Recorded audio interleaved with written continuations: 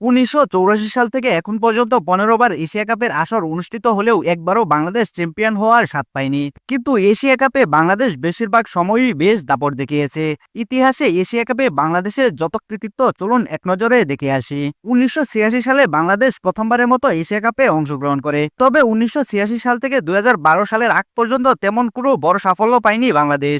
2012 সালে প্রথমবারের মতো বাংলাদেশ এশিয়া কাপের ফাইনালে ওঠে। মিরপুরে পাকিস্তানের বিপক্ষে ফাইনাল বাংলাদেশ ক্রিকেট ইতিহাসের সবচেয়ে আবেগঘন মুহূর্তের একটি। সেই ফাইনালে টাইগাররা মাত্র 2 রানে হেরেছিল।